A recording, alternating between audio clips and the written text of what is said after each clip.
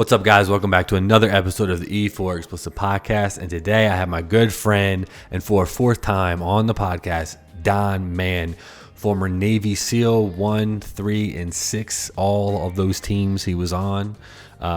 So SEAL Team 6, which is like the most famous one. He ran that. He trained a lot of the Navy SEALs. He's an author.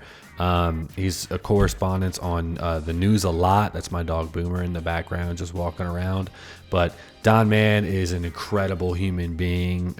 You can watch or listen to all 3 of the previous episodes on him, and they're fascinating stories that he tells me. But this one, we talk about the Russia and Ukraine conflict. We talk about the current administration. We talk about what's going to happen, or what he thinks is going to happen with everything that's happening with Russia and the Ukraine. We talk about China possibly going into Taiwan, North Korea into South Korea, Iran into Israel. There's a lot to talk about in this episode, so stay tuned. Hit that like button, subscribe to the channel, and please click that bell notification so you get notified every single time my face comes on this camera or you hear my voice. So enjoy this episode of the E4 Explicit Podcast with former Navy SEAL Don Mann. See you next time. Peace out. This episode of the E4 Explicit Podcast is brought to you by Bravo Concealment. Bravo Concealment is known for some of the best high-quality and concealable holsters on the market. Located in the great state of Texas, they offer free shipping and unlimited lifetime warranty on all of their products, and a 30-day money-back guarantee if you don't like the product. I've been using Bravo Concealment for my gun holsters ever since I got into guns, and the quality is by far, bar none, the top notch in the entire industry that I've seen. And right now they're doing a buy one, get one free, plus free shipping, the 30-day money-back guarantee, and a lifetime warranty. On top of that, you, my friends, will get 10% off of any product, of any purchase on their website by using Explicit10. Use the code Explicit10 and you'll get 10% off your entire purchase from BravoConcealment.com. What's up, guys? Welcome back to another episode of the E4 Explicit Podcast. I'm Corey, and today we have the person who's been on the podcast now the most. That's Don Mann, former Navy SEAL, Frogman, total badass. Don Mann, thank you so much again for a fourth time coming on the podcast to talk about what's going on in the world. Thank you again, Don Mann. Corey, it's a pleasure. It's always good to see you, and I like being on your show a great deal. It's a lot of fun. Awesome, man. I appreciate that. So, no intro needed for you, really. People, they can go back and watch the other episodes or just Google Don Mann and you'll know who he is. Remarkable stories, great storyteller. He's an author. Like I said, SEAL Team 1, 3, and 6. 1, 2, and 6. 1, 2, and 6. Okay. Which is insane. So you've done a lot with the military. You have an extensive military career. You have a show called Surviving Man that season 1 was last year. Season 2 is getting ready to film. We'll talk about that. But I really wanted to talk to you about this Ukraine and Russia conflict and kind of pick your brain. But if you could kind of give me your thoughts so far on what you've seen in this conflict, I would love to hear that. Sure, Corey.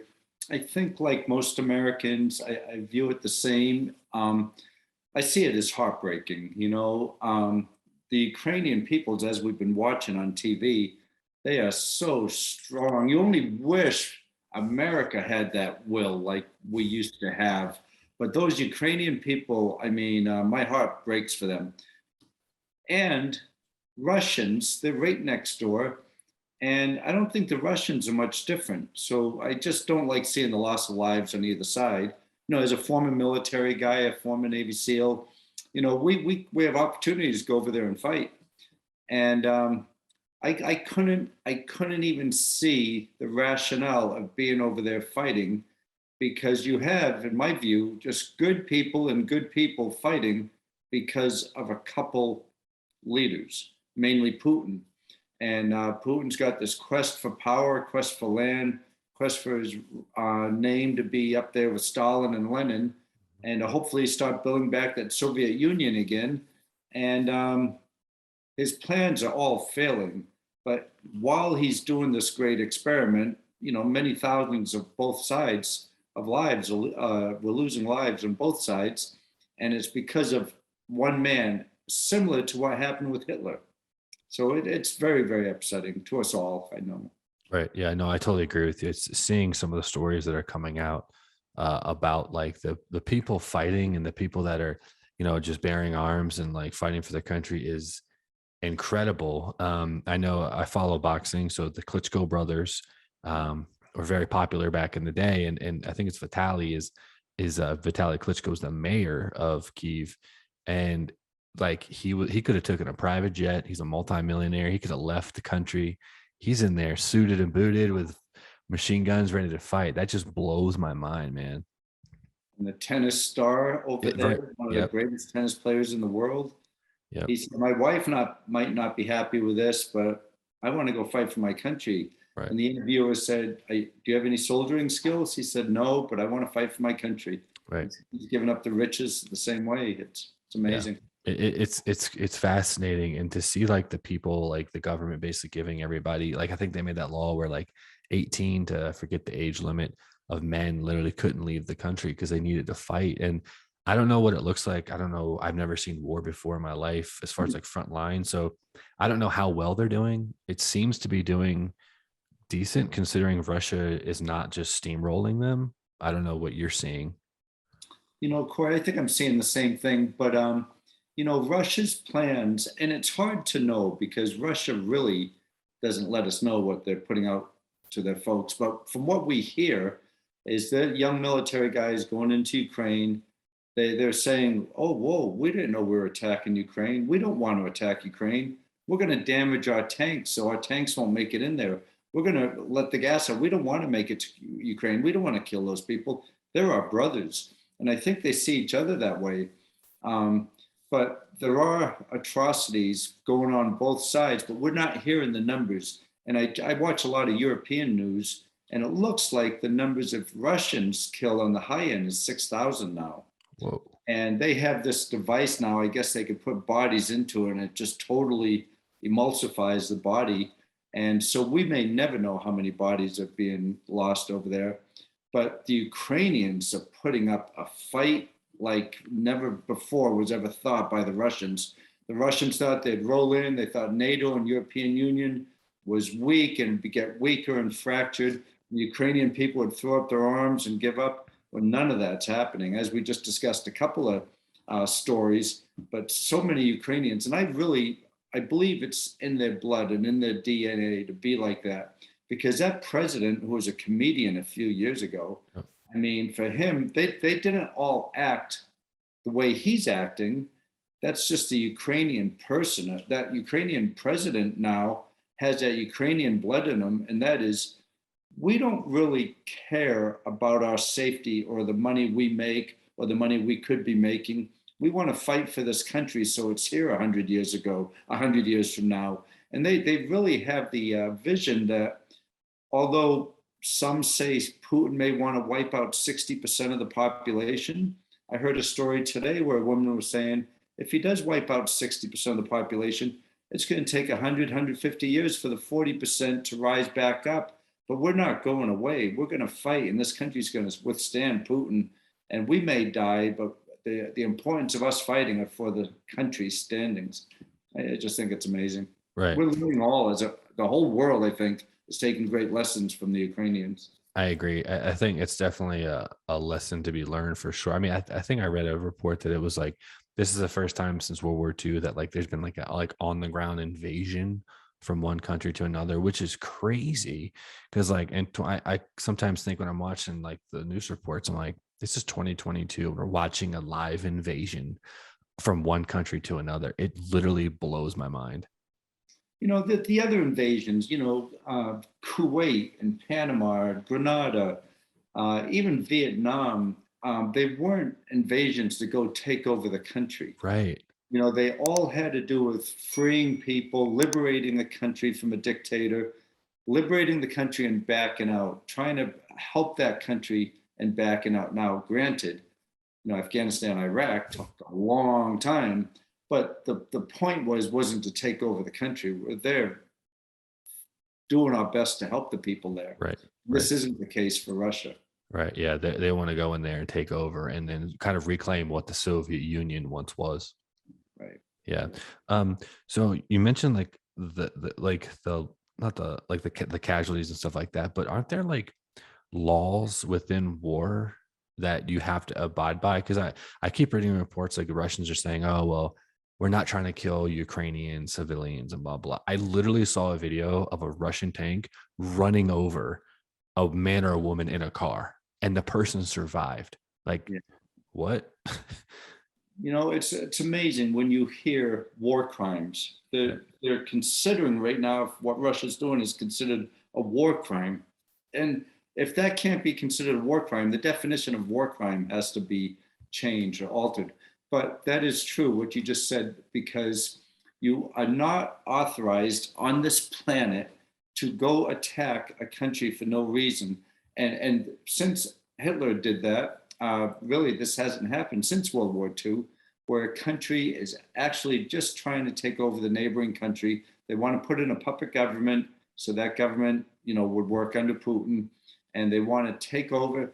Initially, they didn't want to destroy the infrastructure and the facilities and the bridges and all that because they wanted that country to withstand the invasion so its forces can work for the new leader who works under Putin. Right. But there is, NATO. The big question right now seems to be NATO. Ukraine's not a NATO country. There's 30 NATO countries. We're one of the 30. And Article 5 is, NATO Article 5 is, if a NATO country is attacked, we all go defend it. Yep. And Ukraine doesn't meet Article 5. It might meet Article 4, that it's a country friendly to NATO, and it's a neighboring country, and it's got NATO's best interest and all of that. It might meet Article 4, meaning we can defend. But right now, we're just surrounding the country, protecting the countries, the NATO countries and other countries around it to protect them from the invasion spreading out. But Corey, what gets me is you see that 40, 60-mile long convoy of tanks going in. They're going to surround cities, and they're going to kill a lot of innocent people. Why we or somebody just doesn't take those tanks out, give them an hour notice. All of you have an hour to get out of those tanks. I know a lot of those Russian young boys and young men would say, hey, good, I'm out of here. And just destroy those tanks before they can get to an emplacement where they're going to just kill a lot of innocent lives. Well, don't you think that like the main reason I always thought China and Russia, those are two countries that no, if we go to war with those countries, it's bad for everybody because the nuclear power that all of us have, I don't Putin and China, like they would more than likely, I would think, use them. So don't you think maybe that's why like no one's like, hey, quick to pull the trigger on defending Ukraine because they don't want to start, World War III, because it could be the end. It could be. And I do agree with you on that because really, even the no-fly zone, if they stop all the fly zone, even that there could possibly trigger. Yeah, it's an act of war, right? Nuclear war. But China right now, they're smart people, and Putin is a smart man, and he's very strategic. Although I think he was sold some intel and some information that wasn't accurate. He was told that the Ukrainians would probably lay down their arms and just welcome the Russians. And he was told that they're not going to put up such a fight and he could roll into Kiev and just take it over in a number of hours, not a number of weeks. And he had no idea about the resolve of the Ukrainians, which kind of strikes me as odd because he's right next door. Right. But so Russia was smart. Putin was smart in siding with China. All they have in common, the biggest thing they have in common, I should say, is we're enemy number one to them both. Right. So they have a lot of odds against one another, but they both see us as their enemy. And China's got the money. Russia's got that mindset. And I think what happens right now is China sits back and they watch what's happening with the Russian invasion onto Ukraine before China goes into Taiwan. And maybe before North Korea goes into South Korea. And who knows what the Iranians are doing with all that money they're getting back for the nuclear weapons program that John Kerry and President Obama authorized. God damn it, Don. That's one of my questions. Yeah, when we have a weak presidency, which possibly we may have the weakest, or we have the weakest president in my lifetime, I know. When we have a weak presidency, we get attacked by our enemy. And it happens all the time. When Obama was president, he took Crimea. Putin took Crimea. When Carter was president, we had all those 51 hostages taken. Reagan got elected, boom, they freed those hostages. When you have a weak president, your enemy attacks, and they know to attack. It's just like a dog, you know, if they see a sheep all alone, they're going to attack that sheep. But if that sheep has some protection around it, they'll leave the sheep alone. It's the same thing. So we're seen as a very weak country right now. Everybody saw the disaster in Kabul, what our leadership, how that handled that, and how we left American lives behind. We left everybody behind. We left $80 billion worth of gear behind that can be used against us. And we just fled and we ran. And the world's watching us like, wow, that's how they handled Kabul. And for Putin, I think he was waiting until a president like Biden got in, and now's the time to attack. I want, like you said, recreate something like the Soviet Union. Let's get our strength back. We need to do it with a weak president. But now China, who wants to invade Taiwan, is probably watching all the mistakes that Putin has made, all the errors that he's made in his judgment on how to attack this country. And I still believe China's going to take Taiwan, and we're not going to do much about it. If anything, maybe more sanctions. But it's not the sanctions that's hurting Putin so much, because he may be Putin may have 3 distinctions for possibly the only time in the world somebody has that. He could be worth $60 billion. He is the richest leader in the world. He might be the richest man in the world. He might be the most powerful politician in the world up until 2 weeks ago. And up until 2 weeks ago, he might be the most popular leader in the world among his own people. And he's in his 70s. He wants to be known as a Lenin or a Stalin or someone great. And if he could only get the Soviet Union built back, or Russia back into an agreement like the Soviet Union, he can go down in history like Lenin or Stalin. I believe it's all backfiring on him. It's too early to tell right now, but I believe Ukrainian's president, Zelensky the president of Ukraine, I believe he is going to go down in history as one of the heroes of this decade, of this century, actually. Right. Yeah, no, I agree with you. I've seen a lot of reports of him. I mean, like you say, he was a comedian a couple of years ago, and now he's on the, fighting with his people. And it's the resilience of the Ukrainian people is incredible. And I agree with you about America. Like, we need to take note of that and like realize like the odds of something happening on our soil are much more or more rare than that as Russia and Ukraine. But it's never, it can happen, right? So like, the good thing about America is we have 400 million guns. So we kind of have like this underbelly of like a defense. But I've always thought we don't really have like the infrastructure to defend our actual land, if that makes sense. Like, does that make sense, or do we? I know what you're saying, and as far as weapons go, we have a large armament, but Russia has twice as many tanks as we have. Whoa. Twice as many. They have a huge armament as well. And luckily we're bordered with 2 large oceans. Exactly. Mexico and Canada. And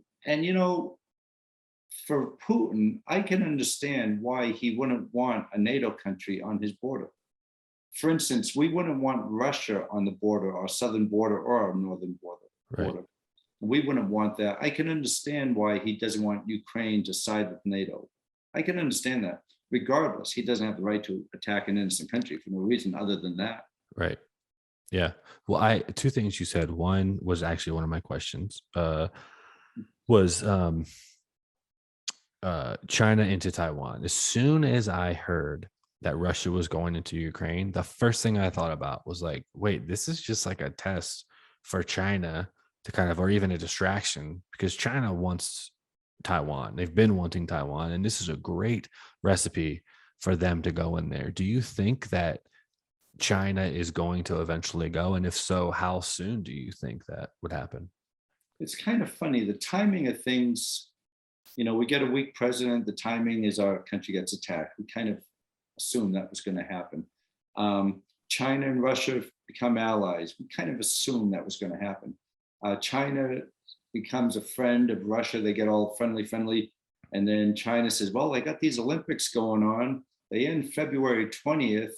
If you're going to attack, we'll sit by and on sideline and watch, but don't do it before February 20th because we need the viewers we have for the Olympics. Right. We're having issues with the viewers as it is.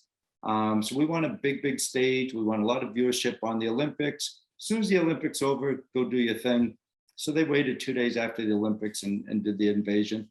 But it is all about the timing. And, China, they're brutal. Russia is brutal. And they don't really care about human rights. They, like you said, they care about domination. And they are right behind us with economic, dominance in this world. Right. And they have a 1 million man army, and they're very powerful and very strategic. You don't see them all over the world fighting in these little wars and things like that, but you do see them buying land and ownership of places all over this world. And I think they have a big strategy, big real world strategy on how they're going to rule this world. Right. Yeah. It's funny. I go back to the conversation we had last time. And right around that time, Kabul was happening and we were exiting Afghanistan. And I remember you telling me, like, the number one takeaway from this is we are now gone. Russia and China is going to come in here and run this area in the Middle East, which then that would put them probably the closest that they've ever been to our continental United States, geographically. I know China has a lot to do in Africa as well.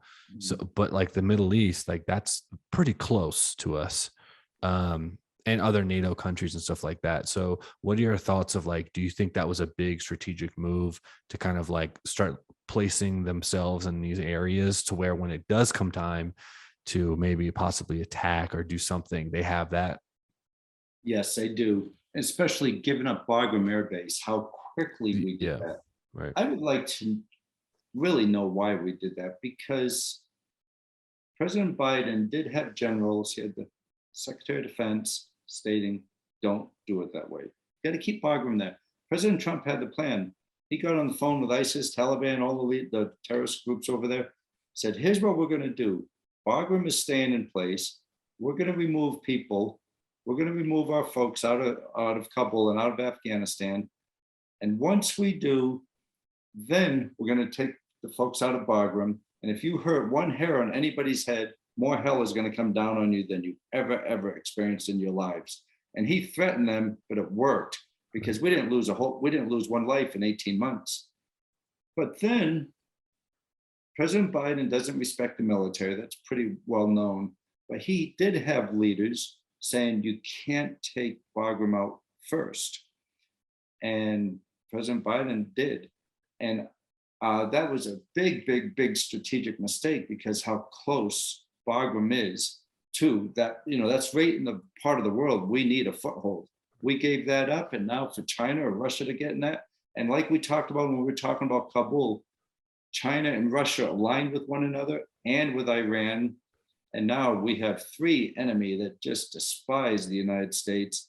They have control of Afghanistan, including Bagram, and now they've got that foothold, and we're not going to get it back unless we're not ready for a lot of bloodshed for that. But we've lost a big foothold right where we need it in that part of the world.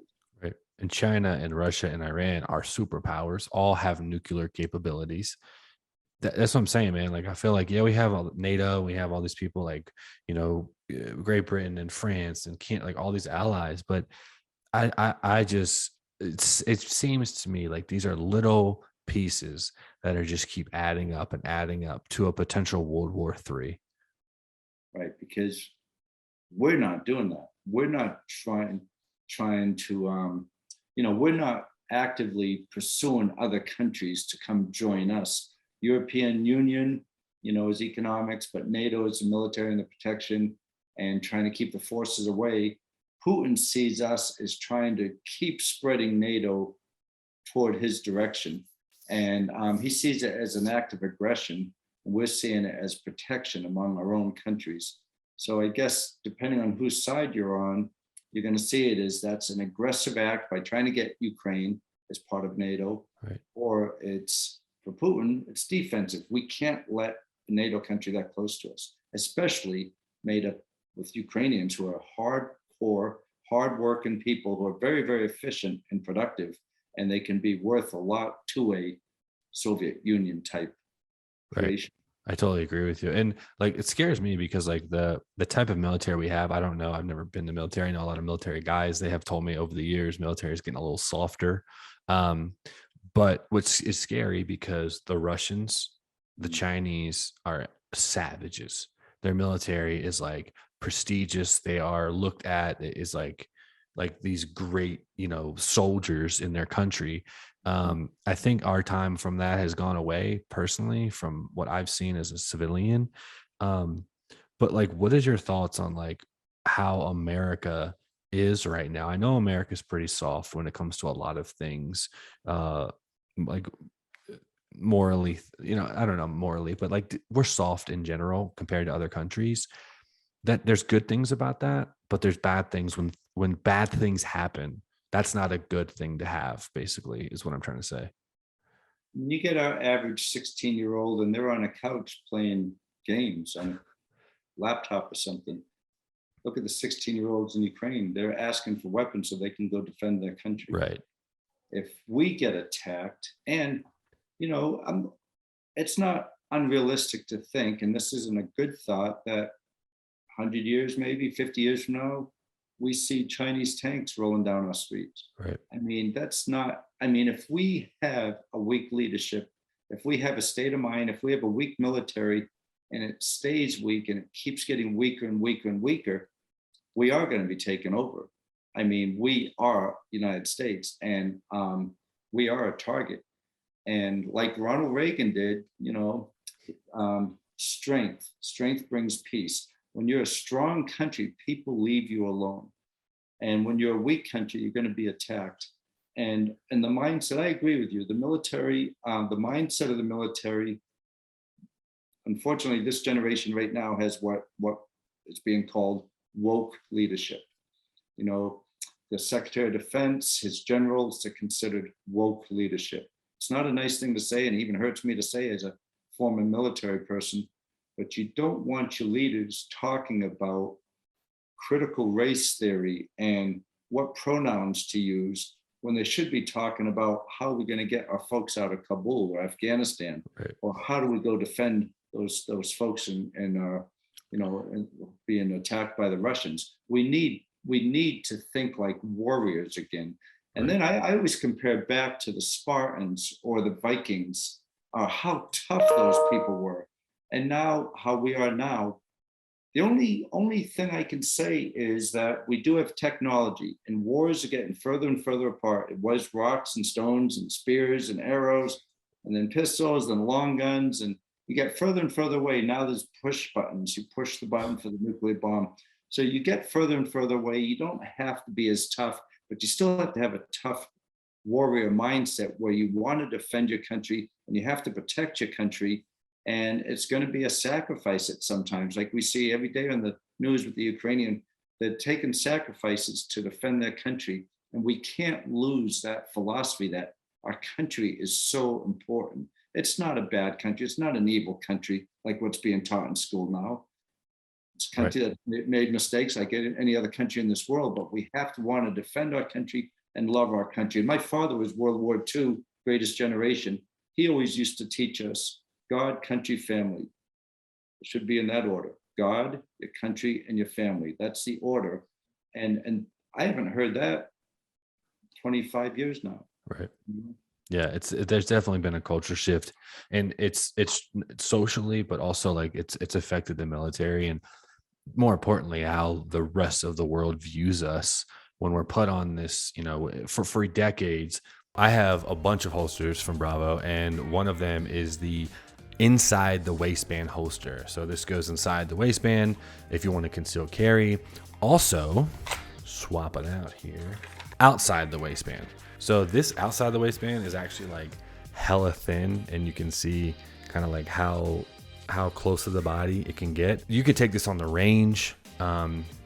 You can probably conceal this and comfortably do it with, a hoodie over top or whatever. If you want to open carry, it's up to you. They also send out mag pouches, right?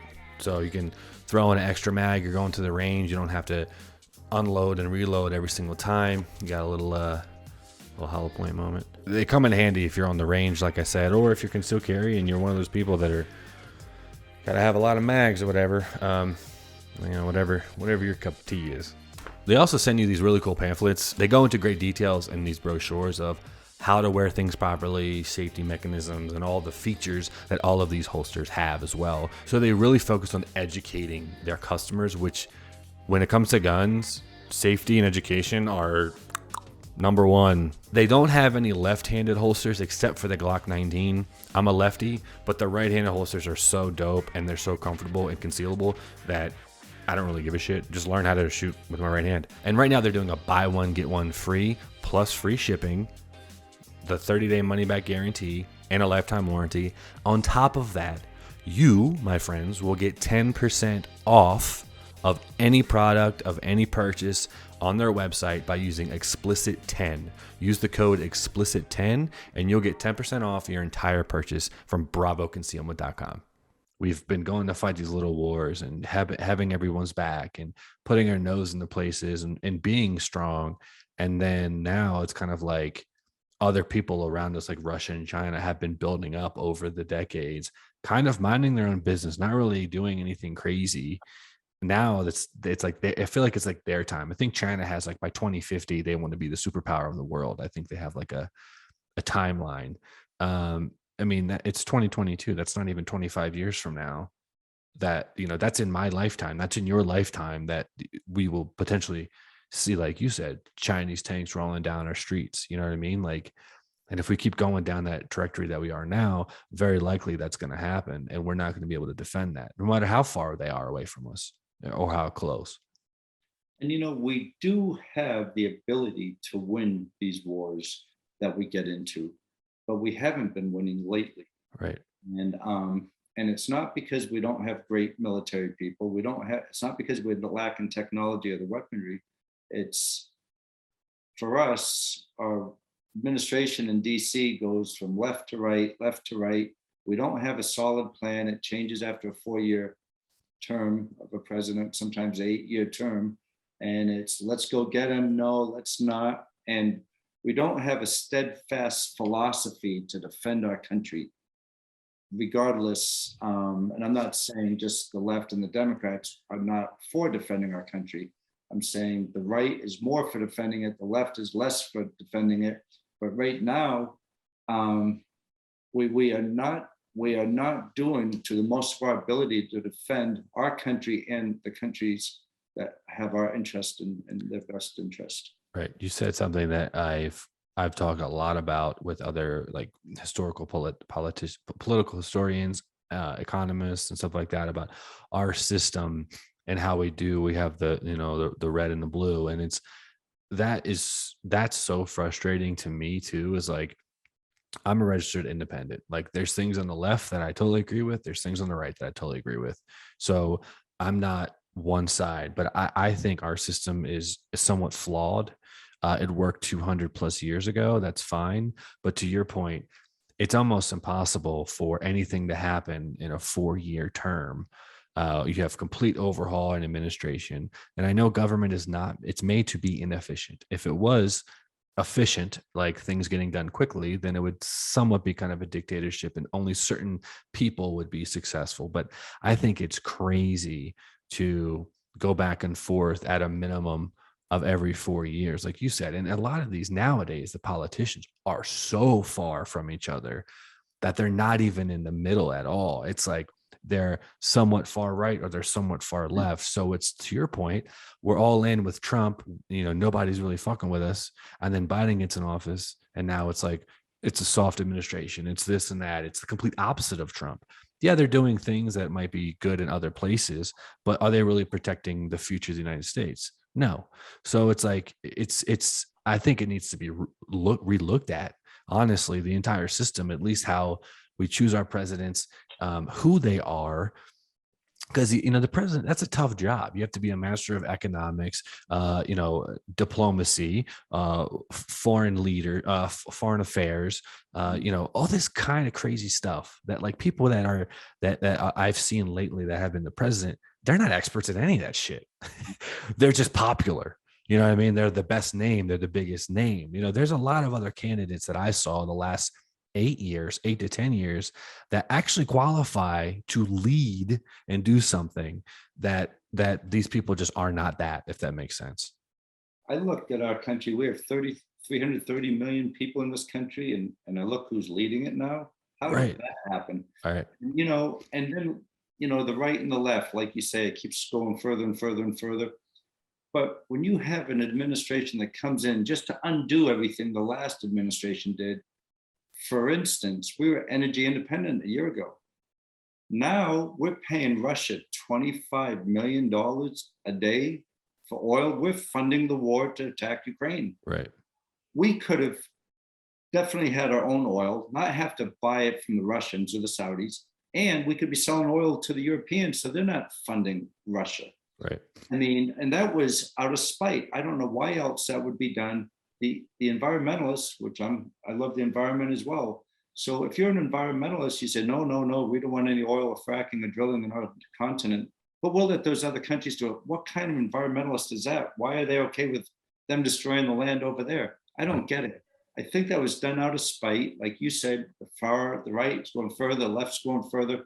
But to undo the good that the former administration put into place, like to become energy independent and not have to now we have to pay our enemies once again for oil, and they could raise the price anytime they want with OPEC, and they do. And now Russia, I heard this a little while ago, that a year when Trump was in office, Putin didn't have the money to attack Ukraine.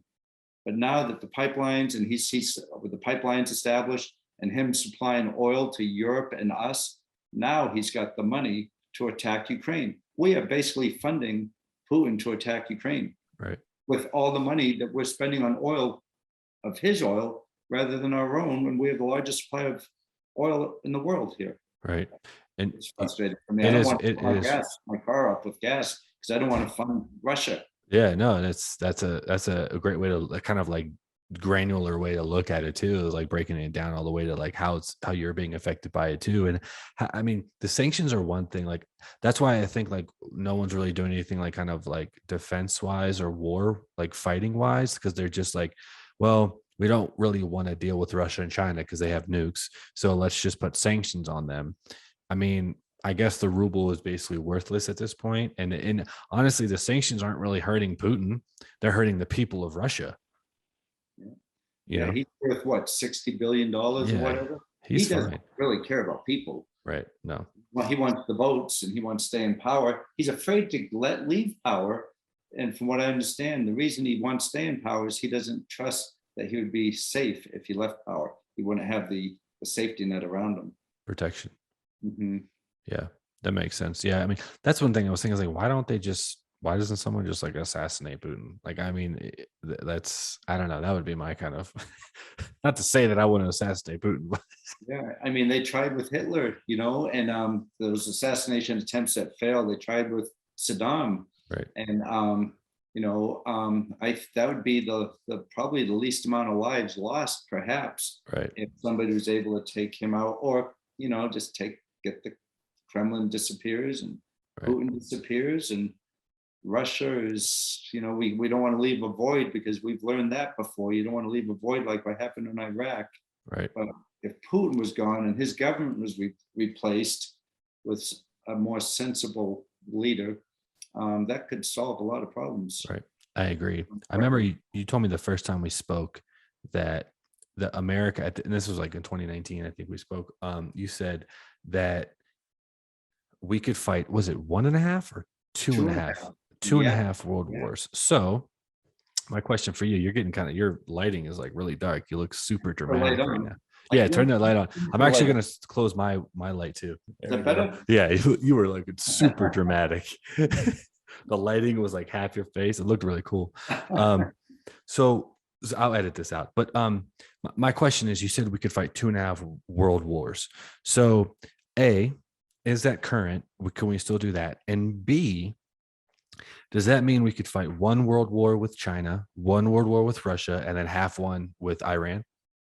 You know, when Ronald Reagan was in power, we were a 2.5 war capability for our military, where we could fight not necessarily world wars, but 2 wars at the same time, and then have a contingency back home if we needed it. We can go off and put on 2.5 war. Gotcha. So we had that capability, but that was in the 80s.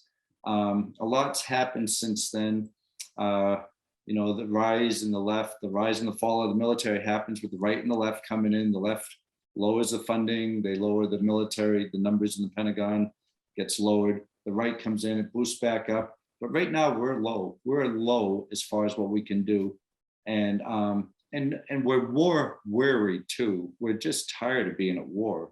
You know, we're always, Right. you know, Afghanistan, Iraq really made our personnel war weary. And we don't really want to be in a war again. But, you know, if you bring it back to World War I and World War II, World War I was a war overseas.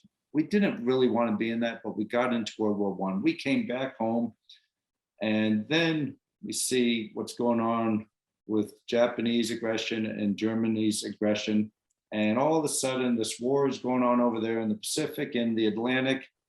And Winston Churchill wanted to get our support. And we were saying, no, we don't really want to go back to war. We're tired of war. And Chamberlain, it was the same thing, Chamberlain and Churchill, right and left. But Churchill was the warmonger pretty much, and he wanted our support and he needed our support. We were saying, no, we don't want that. But we ended up going and actually ended up saving the world. We would probably all be speaking German right now if that hadn't happened. And now it's almost the same thing. We're tired of war. We're tired of war. But now Hitler, who took over so much of Europe, now we have a tyrant who's trying to do the same thing, and he has to be stopped. And the less bloodshed to stop him, the better. If we allow him to keep going, there's going to be so much more bloodshed, and who knows what power he'll gain along the way. It's just got to be stopped. Everybody, at least everybody, but I think 5 countries now wants this to be stopped. And I believe those countries are like, you know, it's Iran, China, Russia, Cuba, and possibly Syria. Everybody else is against this. And at least we're talking. We're not doing much other than the sanctions. But I think we need some military might in there just to, Putin's got to be stopped in his tracks. Right. He's got to be crushed and to save lives. So what do we do? I mean, like I said in the beginning, it's like the moment something happens and it pops off, it's going to be bad for everyone. So how do we do that? Because you make a great point, actually. Like we would all be speaking German if America didn't step up and go over there and handle business and drop the bombs on Japan and do all those things. Yeah, that's 100% accurate. But like times have changed now where everybody's got those bombs now. Right? That's right. I mean, you know, Russia, the biggest worry right now with Russia, the people who know Putin, they say back him into a corner and he gets very dangerous. Right. Right now, he's being backed into a corner because now this grand illusion he had what was going to happen is not happening. And now the world has turned against him, and his troops are turning against him. And he is being backed into a corner, and all the countries are being careful because he does have a nuclear. He's already, last week, he got the nuclear options on standby, went to condition 2. And of course, China. And we can't have that. No. And so everybody's being cautious and at the same time, lives are being lost. And I do have hope that we have a lot of sane minds in these meetings. And I do have hope nobody's going to rush into anything that makes a bad situation worse. And I really have a lot of hope and faith in the Ukrainian people that they're not going to back down. And this big bear, Russia, is being defeated, hopefully, by a Ukraine that's being supported by 30 other countries. Right. That's might be enough, I hope, for Putin that country, for Russia to implode. Because no country can really go out of be become extinct really without it happening from within. And if the Right. people, 60,000 protesters now, if his military, if his oligarchs are all protesting this now, he could be backed into a corner, but he's losing all of his support. And that's what we hear. We know we're not getting all the news, but that's what I like to believe. Right. Yeah, I agree with you. I think also like to your point a minute ago was like Putin came in thinking he was going to do this one thing, and now he kind of looks stupid because Ukraine, they're not laying down, they're putting up arms, they're resilient people, but the world's watching this, and it's just like this big bully in high school that's just getting punched back in the face like over and over again, and he looks terrible. Um, and he looks like a war hungry maniac, which to your point scares the hell out of me and a lot of other Americans, because you're right. Like, if he is backed into a corner, what else would he do? Oh, all right, you know, you want to laugh at me? I'm going to press this little red button and send a nuke over to the United States, even though we haven't done anything to him. But clearly he doesn't care. He's already invaded a country that has done nothing to him already. So what's to stop him from doing that in other places? Because isn't the NATO thing too, like, we protect them? So like, if I'm glad the Ukraine wasn't in the NATO, to be honest with you, because if they were, we would already be at war. We would be. We sure would be. And this probably would have happened a long time ago, this invasion. Actually, but the east side of Ukraine is very mountainous and it's back on the border of Russia. Uh-huh. And the north, it's pretty much flat land. So the tanks can easily roll through there. But on the west is borders with Europe. The western side of Ukraine, a lot more of those people are pro-European. Right. And they get the internet and they're watching what's going on in the free world. But on the east, where it's kind of scattered and the home that's not as populous, and it's on the border of Russian with more of a Russian influence, the country is sort of fractured, but it's getting more and more and more westernized. And that scares Putin, Putin. because Right. he doesn't want these people to buy off on the Western ideals. Right. And he needed to put a stop to that. And this is his timing to do so. But he is, like you said, he is scared to death. He doesn't want to be a failure. He came out of he was unemployed basically before, after he left the KGB. He wasn't some killer in the KGB. He was just a typical guy in the KGB. He was just, he wasn't anybody really, but he had a heart and they saw that. And he defended Boris Yeltsin. And when Yeltsin was getting really ill and sick, he stood by Yeltsin. The country was so corrupt, but Boris Yeltsin saw something in this young man, thinking, okay, this guy doesn't give up. He's a fighter. He'll carry on with my corruption. And he picked the right guy, if that's what he was looking for. And I think Putin will go to his death in defending and doing everything he can to defend Russia and making Russia a more powerful country. Right. No, I agree. I think he's definitely that is him. Like, he's always been like that. I mean, he's been a dictator for decades, and he doesn't care about human life. I mean, he kills his own people, he assassinates his own people. Yeah, it's scary that those people are out there in 2022. You got him in China too, and I think, like, to your point earlier, is like China is, like you said, sitting back and watching all the mistakes that Russia's making.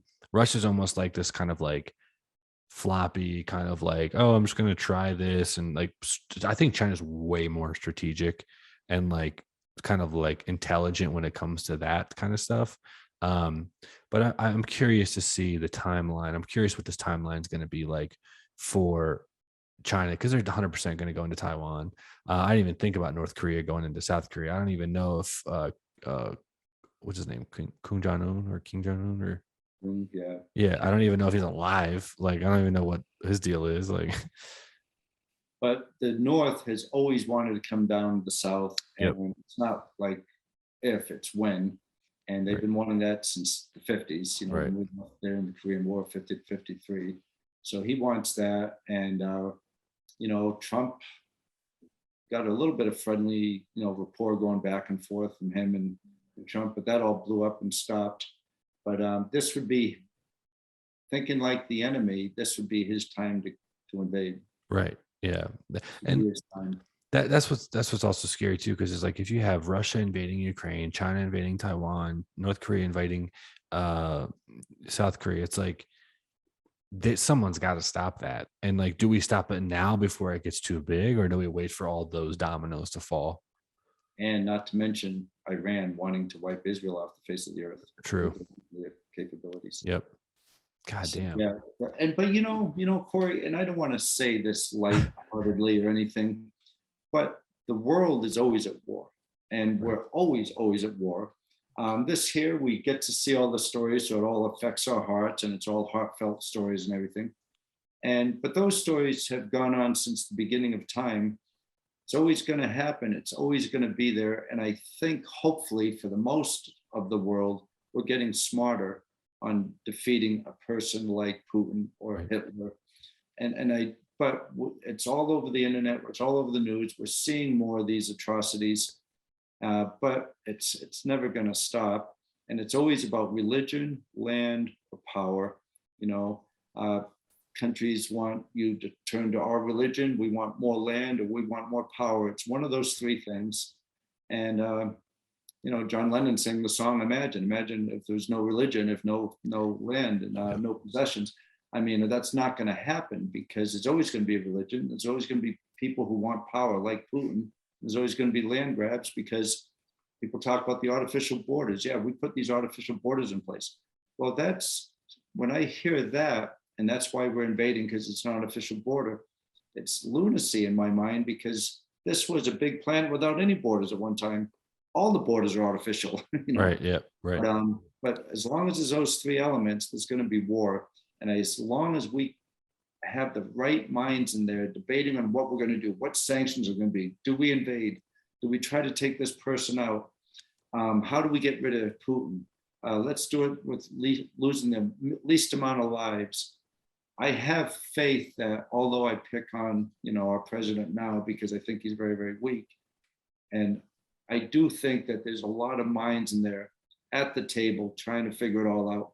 And like you brought up a number of times, we can't make a rash decision. We can't just go in there, because that madman has his button on the pulse, and there could be World War III this week Right. if somebody makes a mistake. And I have faith that the people who wanted to defend Ukraine are not rash, and they're not going to make a decision where we can go into World War III. I mean, World War I resulted because a man was shot on a bridge.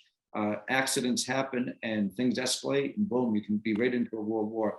But now, with all these nuclear powers at stake, and all the energy and oil at stake, and the cyber attacks that can happen. Right. That's a big one. We've caught Russia with the cyber attacks hitting us before.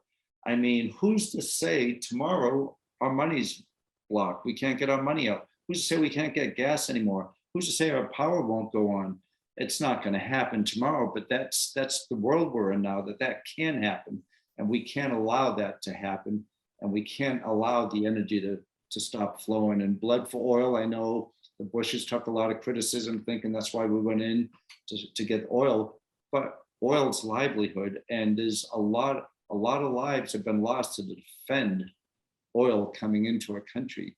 And he beat us on that. He got Europe to sign up. Yeah, buy my oil. He got us to sign up. Yeah, we'll buy your oil too. I think Germany's 50 or 60% of the oil comes from Russia.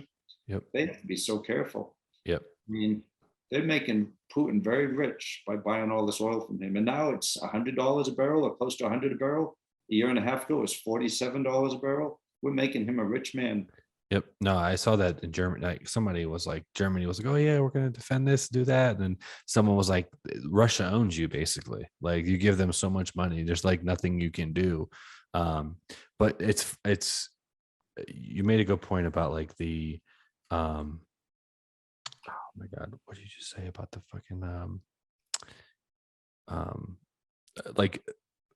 like tread lightly. I think a lot of the leaders right now are treading lightly, and that's what I agree with you. I'm kind of like, I have confidence that like hopefully people in these rooms care more about the people in their country than X, Y, and Z, because like the decisions that they're going to make are going to determine what happens to us in the next couple years, whatever. But you mentioned cybersecurity. That is something that is crazy. I talked to a CIA operative a couple months ago, and he was talking to me about he just did nothing but cybersecurity, and he's like, the stuff that we're constantly fighting on a daily basis, it blew my mind. Like, obviously, you couldn't tell me certain things, but like, I mean, like you said, like they could literally, if they knock down our power grid or do something like that, and we're basically defenseless. Like, it's very scary that they have the capability of that. And Russia and China are like leaders in all of those things.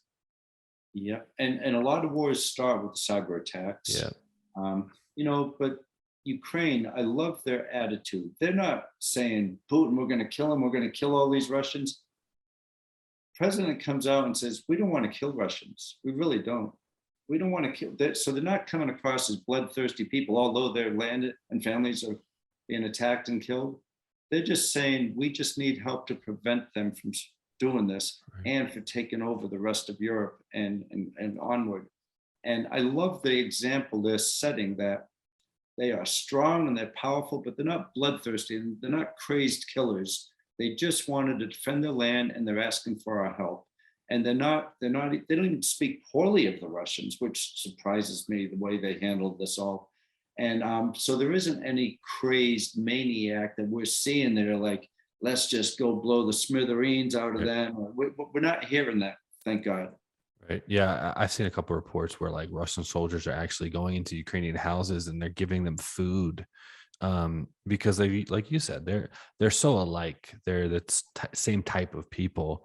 That exactly. Yeah. It's just that's got to be. I can't even imagine having to do that. One more question about this, and then we'll move on to some more uplifting things. So let's say, Don, you have a magic wand, or like, what would you do in a situation like this from a military perspective? Would you kind of sit back, wait and watch, or would you full on end Putin's reign in Russia? If there was a magic wand and if it was that easy, I would not sit back and watch, because lots of innocent lives are being killed and families destroyed. If there was such a thing as a magic wand, like a rabid dog, Putin would have to be put out of his misery, and he would have to be replaced with a government of their choosing, and us help them and Ukraine to get back to stability. And it's just, as we know, as far as we know, there's one man who wants this war and this invasion. And if you have a rabid dog, you don't just keep making concessions. Okay, we'll just keep our chickens in the backyard. We'll keep the cat away. We'll do everything so that rabid dog can keep doing his thing. The rabid dog has to be put down. And Putin, he's not going to change. And I do believe if he goes away, if his people put him away, if he goes to jail or whatever, and his government's replaced, I think that's it. The less lives will be lost, least lives will be lost. And I think that'd be the best outcome, right, to change out their government, hopefully from within, that they do it themselves. So it's not us or somebody else coming in and trying to take over a foreign government. Right. I think we learned that lesson. Yeah, a number of times. Yeah. Just let them do their own thing, right? And assist, we're always assisting, and but just try to get some stability back in there. But Putin has to be stopped. Right. Yeah, I agree with you. Yeah. If I put my military hat on, which is not existent, I would agree with what Don Mann just said. So moving forward, let's talk about Surviving Man. Season 1 was fucking awesome. You're now about to film season 2 later this year. I've gotten notifications to apply. Marissa, your social media lady, has said, "Oh yeah, you should apply." And I'm like, no, because I would fail miserably, and I don't want to fail miserably on national television. So there's that. But can you tell me more about Surviving Man season 2? Sure. But you would probably enjoy it a great deal. It's really hard for everybody. You're so nice, Don. Like, but what I told everybody last time, I said, today was really, really difficult. It was a tough day, but you should all be very grateful, because it was much easier than tomorrow's going to be. And I told him that every morning just to give him a little update. Give us a false hope. It is going to be brutal. And Sheriff Lamb, who I'm so happy to be working with, Sheriff Lamb is going to be my co-host. And you've probably seen him on TV, CNN or Fox News or MSNBC. He's a national figure. He's a crime fighter. He's done a lot for our country. And I'm very eager to work with Sheriff Lamb. So he and I are going to be working together, and the locations to be determined. We don't want to go back to Vegas. We want to get it someplace other than the desert. And we had the top 3 men from Surviving Man season 1 come out to Georgia with us a few months ago.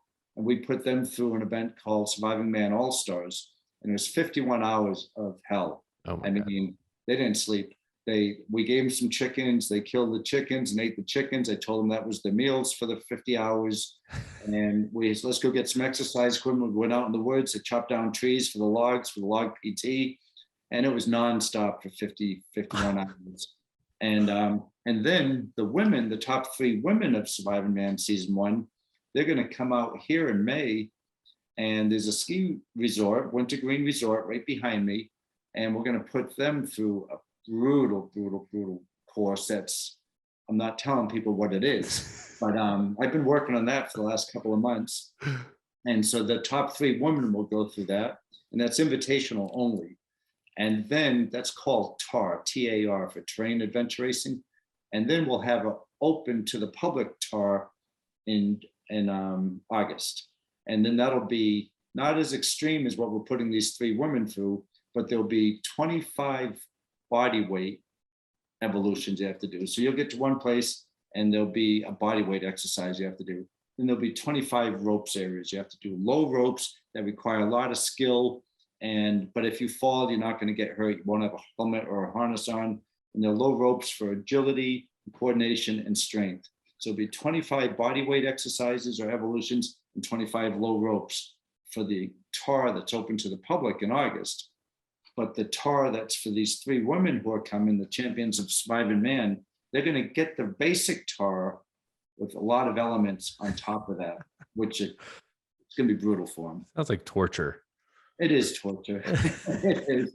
You're going to see some tears and crying and screaming and yelling and fun and laughter and all sorts of things like we used to see in the big adventure races that we always did and raced and produced. But it's what people want. They want the challenge, and we're going to not disappoint them in that challenge. Right. So Surviving Man, it's going to be a whole new cast of characters. It's going to be 24. So last time we had 32. So we noticed that there were a little bit too many for character development. So we're going to bring it to 24, and they're going to be characters of all walks of life, And basically, they have to have an interest and some experience in shooting, shotgun, long gun, pistol, and exercise. And there'll be a mission involved, and it's going to be a 5-day event, and it'll either be in Georgia where we had the Surviving Man All-Stars, or it'll be in West Virginia. We're still deciding on the location right now. Right. So it's going to be a lot of fun. Thanks for asking about that. Oh yeah, no, that's I love watching this stuff. It's so because like knowing you too, it's kind of like it's like your element, like leading people and like the mission aspect of it. I think it's so cool. My favorite part was when you flew in with the chopper with the suit. That was like that was so awesome. But yeah, so you make it really appealing for me not to apply. So thank you for that. I really appreciate it. I won't be applying. So yeah, whether it's Georgia or West Virginia, it doesn't really matter to me. I won't be there. I will be watching though. Yeah, Sheriff Lamb, he's the one from Locked Up or 60 Days In or something like that. He had his own TV show. Yeah, he's been on hundreds of shows. Oh yeah. I watched him on 60 Days In where he would like set the people up. They would go into jail and like then he would like kind of like assess them afterwards and like how they did. Yeah, he's a badass too. Yeah. And even though you might not be out there, like I said, Mike, but we could still work with you out there. We can have people come and talk to you if you'd like during the show. Absolutely, man. That would be great. Yes, line them up and I'll talk to them like during the show and stuff like that. Yeah, honestly, like when you're filming, let me know if I'm in the area. I'll shoot you a text and maybe I'll come down there and see you on set if I can. Fantastic. Well, it will be in August. I'm sorry, it's going to be June 25th, 26th, 27th, 28th, and 29th. Okay. And those dates were just established last week. Excuse me. and it'll be on the East Coast. Right. Yeah, definitely. I'll make my way. I've been making my way to the East Coast a lot lately, so I might trek out there. When does it air? Do you have that date? No, that depends. As a matter of fact, tomorrow there'll be filmers, video and camera guys coming here tomorrow to do last interviews for the Georgia event we had, which was 4 months ago. So it'll probably be 4 to 5 months after Right. the event. Sounds about right. Cool. Well, is there anything else that you want to talk about, Don, before I let you get out of here? Well, it's always good to see you, and I enjoyed talking with you as always. And the Ukraine thing, I pray for people, and I pray for the Ukrainians and the Russians both. And I just hope one way or the other Putin is stopped, and we can stop the the killings over there. Right. Yeah. And Don, thank you for coming on. I love talking to you and hearing your perspective, especially on these things. It's unfortunate that I'm always having to reach out to you when something crazy like this happens, but you have such good insight and knowledge on this because you literally lived it. But where can people find you? I know usfrogman.com, but if you want to shout out anything like that, that would be great. Oh, yeah.